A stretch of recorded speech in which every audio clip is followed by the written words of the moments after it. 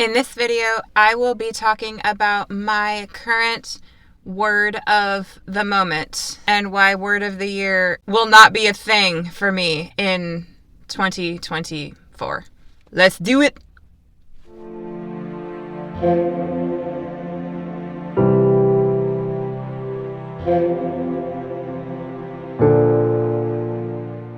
Today is Tuesday, January 23rd. First of all, can we just talk about how it is absolute madness that it is almost February already? Time is a thief, people.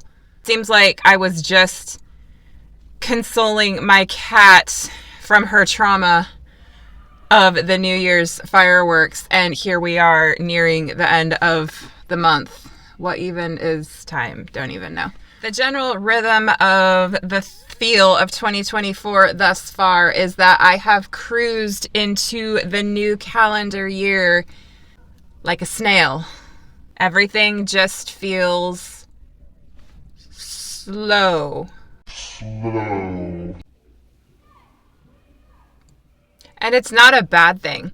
It's a thing that I feel needs to be a thing at the moment. And I think this might be collective because I've seen a lot of other content creators across different content areas posting about like slow starts and gentle starts and easing into the new year. And I am totally feeling that same way. And it isn't because my energy is low, because it's not. It's actually been quite good.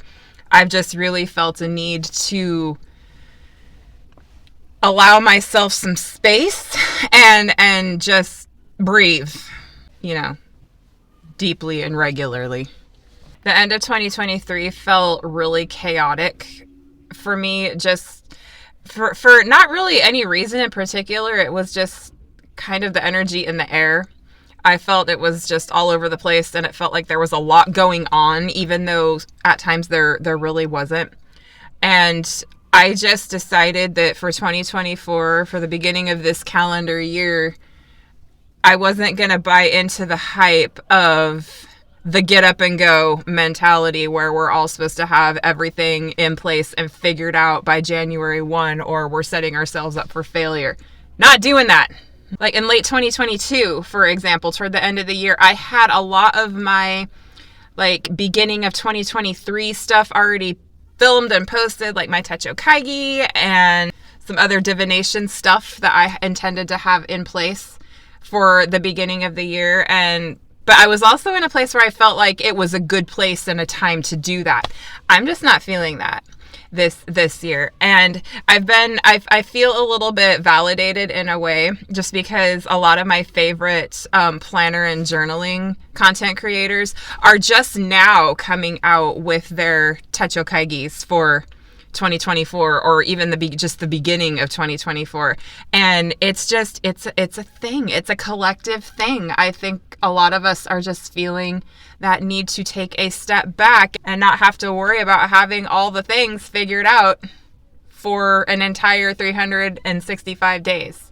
Because that's kind of how I've been easing into this new year. Just slowly, intentionally, mindfully, and just allowing myself to take space when I feel I need to take space, which lately has been pretty much all of the time.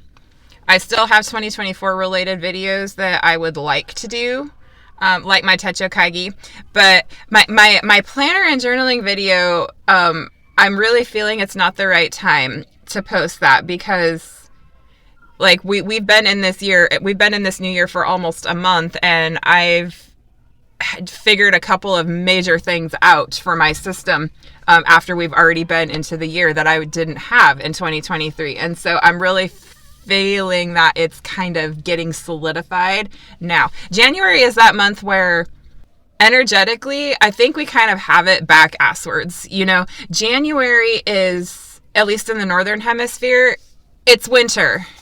It's hibernation. It's one long giant nap. But society and culture tells us that we are expected to, do all of these big, active, yang-oriented things to get ready for this new calendar year, even though, you know, energetically and seasonally, at least in the Northern Hemisphere where I live, it's sleepy time. Right. I understand now why a lot of ancient cultures started their new year more toward the spring, because that's when stuff starts going and happening, and you've had that winter time to reflect and just be still and figure things out. And they had it figured out. They knew what they were doing. Let's get to the actual purpose of why I'm filming this. Word of the year.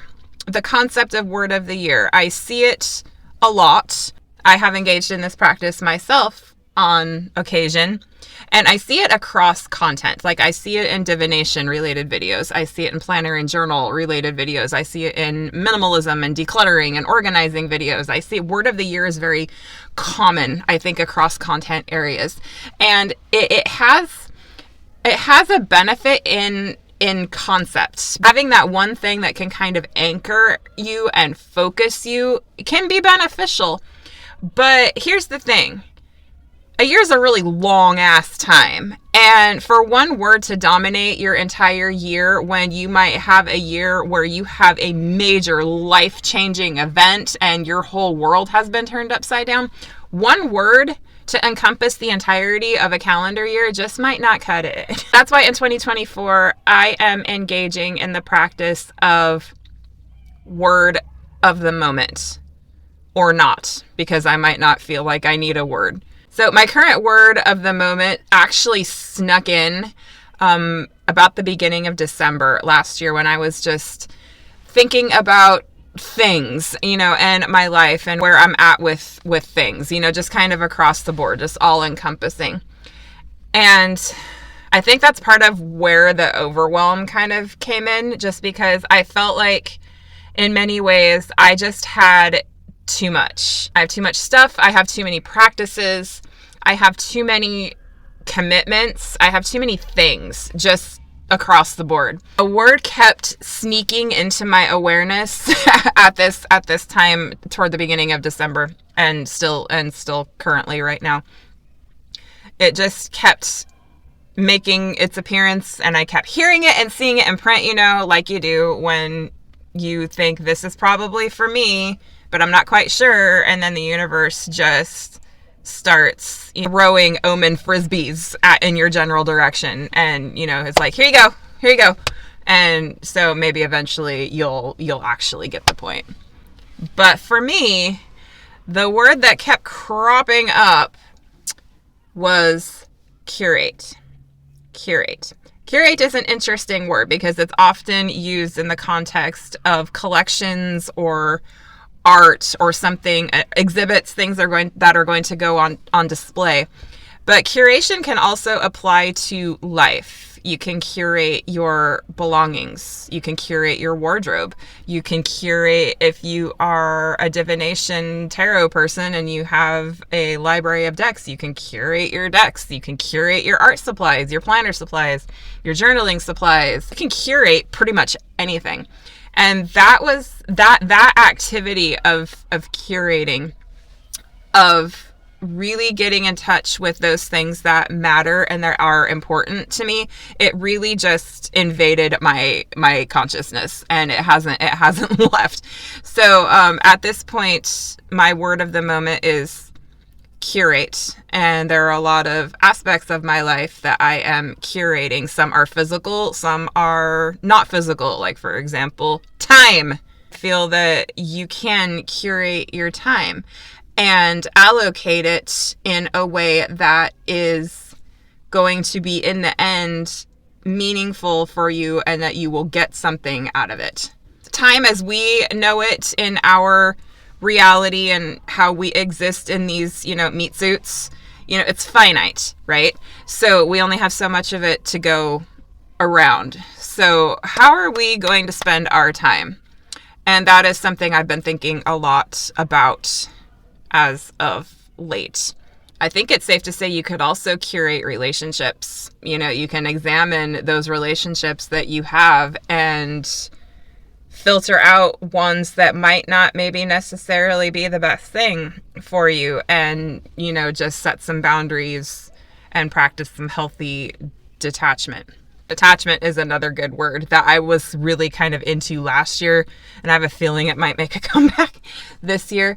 But right now I'm really working on the distillation of that which is important. I don't know how long this word will be relevant for me. I have a feeling it's going to be a while. I'm working through a lot of things, like personal things that sort of came up in the autumn. Autumn was a really crazy season. Autumn 2023 was a really crazy season for me. Things came up that I studied that I had no intention of studying. I had feelings and emotions that I hadn't really, regarding things that I had been out of touch with for a very long time, that kind of started to come back up. I think that's kind of the nature of autumn, though. Those things can kind of come back and into your awareness, and you work on sifting through what that means for you at that time. So, yes, word of the moment. And a moment could be 2 minutes, it could be 2 months, or beyond, or anywhere in between. It's another practice for me in being present and acknowledging where I am right now and what applies to me right now. It is important to be future oriented, but I feel the problem is that I have always been future oriented. It's just kind of naturally where I go, and I can really get stuck there. You know, what if? And you got to kind of stop with the what ifs sometimes and focus on the what nows. And where am I at right now? And that's where I'm at. And so, curation. My word of the moment. It has been since December, and it's going to continue, at least for the foreseeable future, I feel. So I think that's it. This was really rambly, but I felt it's an important topic, just because I'm really sensing that a lot of people are kind of in a similar space. And it isn't bad or good. It just is what it is. If you are having a similar experience, let me know, or make a video, or you know how it goes. Do your thing. Because I'm really interested in the collective experience, as far as, especially when it's, you know, it's the patterns are there, and there are a lot of things that are similar for a lot of people. I really like taking a look at that and kind of dissecting it in relation to sort of bigger, more like macrocosmic things. So, okay, I need to go eat my lunch now. I'm actually hungry. So, I'm off. But I just wanted to get this out there and to let you know, if you feel like you're behind in 2024, even though it's only January, you are not behind. You are right where you need to be. Until my next video, take care and be well.